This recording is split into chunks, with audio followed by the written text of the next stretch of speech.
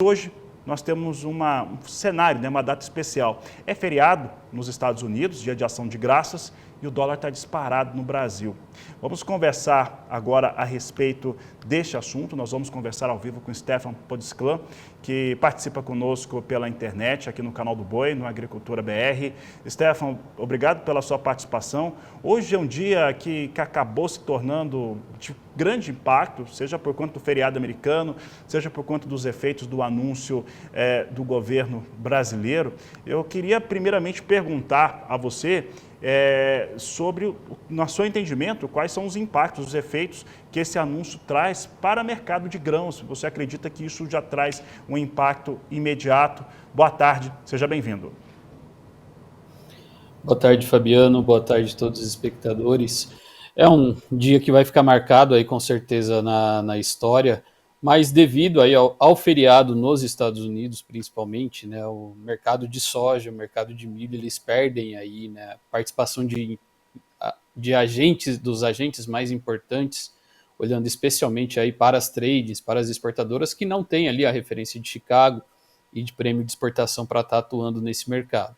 Mas de forma antecipada, né, o mercado brasileiro é muito responsivo à alta de dólar, né, quando a gente fala de commodities, porque isso deixa nosso produto mais competitivo, mais atrativo, e da mesma forma ele traz sim, né, ele tem um efeito positivo para a precificação, ou seja, essa alta do dólar, ela tende sim a chegar aí no preço final, no preço ao produtor, para fazer a sua comercialização de soja, de milho, enfim. Tá certo, Stefan. Stefan, eu estava comentando aqui, né, que não tem como sair da chamada agenda setting de momento, mas comentando aqui a respeito dos efeitos, né, em relação a um dólar bastante alto no Brasil, uma moeda muito enfraquecida. E uma medida de contenção lógica, né? Se eu estivesse na equipe de economia do governo, ou se eu estivesse no Comitê de Política Monetária Nacional, do Banco Central, o indicativo seria aumentar a taxa de juros. Nós temos uma tendência a ter uma taxa de juros ainda mais alta. Pensando em produto de exportação, soja, milho, mas principalmente soja, como é que isso deve dar reação ao mercado? Porque aparentemente a gente deve ter uma reabertura de mercado total com oportunidade de venda. Aparentemente é isso que acontece. Como é que você analisa essa situação que eu descrevi agora?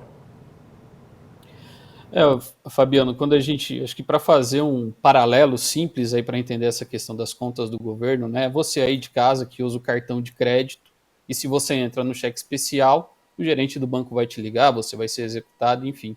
No caso do governo, ele está usando o cheque especial.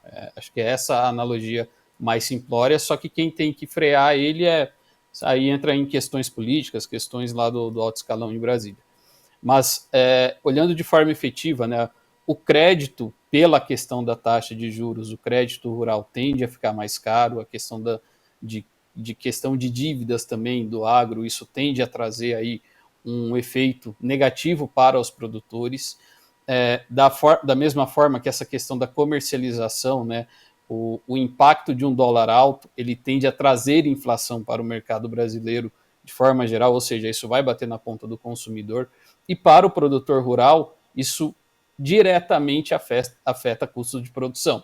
Né? A gente tem, maioria dos nossos fertilizantes e defensivos são importados, né? A gente tem toda a cadeia aí também, medicamentos, produtos especiais que são utilizados, que são referenciados em dólar, e isso tende sim a trazer aí um fator de aumento de custo de produção, né, questão de inflação, e isso a gente tem que ver como que a população vai responder, né.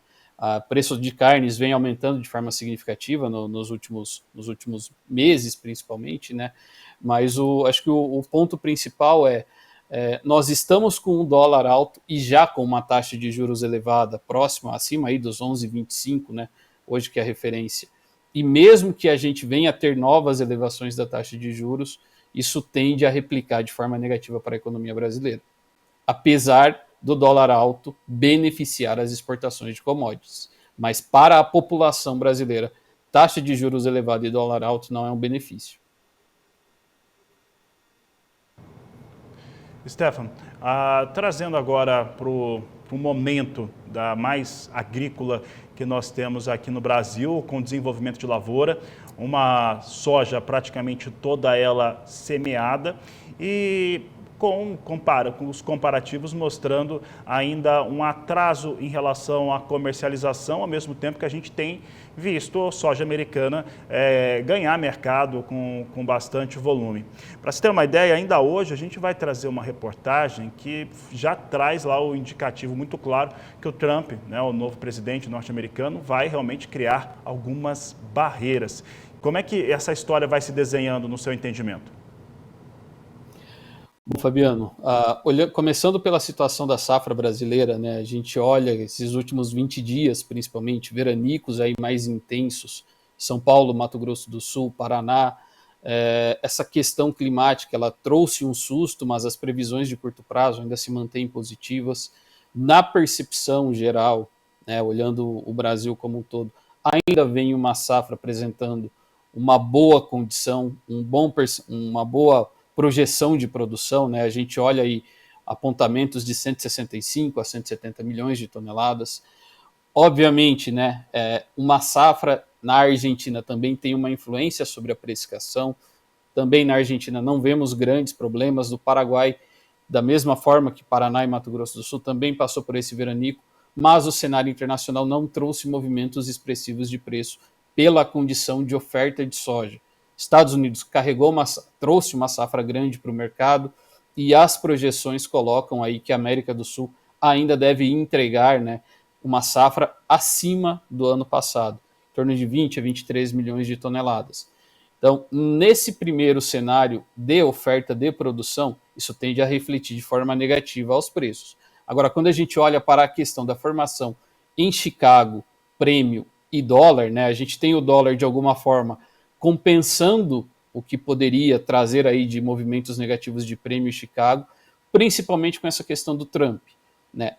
Ele afeta diretamente a soja, afeta o complexo soja, né? O Trump adotando essas medidas protecionistas, essas tarifações, especialmente para a China, que é o principal comprador de soja também dos Estados Unidos, isso soa para trazer demanda da China para a soja brasileira e isso acaba trazendo aí, talvez, dependendo do tamanho dessa demanda, talvez aí algum efeito de amenização dessas quedas de preços que tendem a acontecer, sim, no período de colheita. De forma mais clara, a queda de preços aqui no Brasil, mantendo o cenário hoje como está, ela tende a ser mais amenizada pela questão da guerra comercial. Temos que olhar também influência de outros mercados, dos derivados de soja, né? A questão da União Europeia com a sua questão da lei de desmatamento, a questão do óleo de soja, aí, todo o mercado envolto também nessa questão de transição energética. O Trump, junto com a China e Rússia, tem uma preferência a mercado de petróleo do que essa questão de combustíveis renováveis. Então, toda essa conjuntura, ela joga nesse primeiro momento, a uma tendência de preços mais baixos para a colheita, com uma pressão logística também adicional aí, com uma safra grande, mas a gente vai ter aí talvez uma cadeira cativa com a China. E talvez isso de alguma forma suavize quedas mais intensas, mas é esperado sim que num cenário normal a gente lá na colheita tenha preços mais depreciados que hoje. Encerrarmos a entrevista, essa questão do Donald Trump, né, e também dos republicanos, de uma maneira geral, nos Estados Unidos, optarem por combustível fóssil, né, e que, pelo entendimento do produtor rural americano também, a utilização de óleo de soja e também de outras oleaginosas, além do milho que é utilizado para etanol, é extremamente relevante para a questão de mercado, de precificação. Esse é um fator. Até alguma questão técnica sobre isso, ou é meramente ideológico, ele é contra a utilização de óleo vegetal na mistura com diesel, por exemplo? Fabiano, o que a gente vê nesse sentido, né, talvez seja alguma questão mais de posicionamento da indústria, posicionamento local, alguma questão mais não absorvendo para a questão técnica, talvez. O que a gente olha é que, principalmente nos últimos anos, estruturalmente, o governo norte-americano veio incentivando e colocando subsídios à expansão de combustíveis alternativos, de transição energética. E pontos importantes a China é um grande exportador para os Estados Unidos de óleo usado de cozinha. Canadá é um importante exportador e fornecedor para os Estados Unidos de canola e óleo de canola. E essa conjuntura, esses primeiros indicativos, podem trazer uma percepção de que os Estados Unidos, com essas tarifações, vai demandar mais da soja para a produção de óleo vegetal no mercado doméstico, em detrimento das demais matérias-primas, para manter talvez aí esses programas de combustíveis renováveis em operação. Mas pela questão técnica ou pela questão ideológica, aí esse ponto, né, a gente vê que a situação do petróleo a nível internacional, ela acaba sendo aí uma preferência, né? A gente tem grandes players, além de China, Rússia, o Oriente Médio, que são pesos importantes nessa formação de preço também na tomada dessas decisões.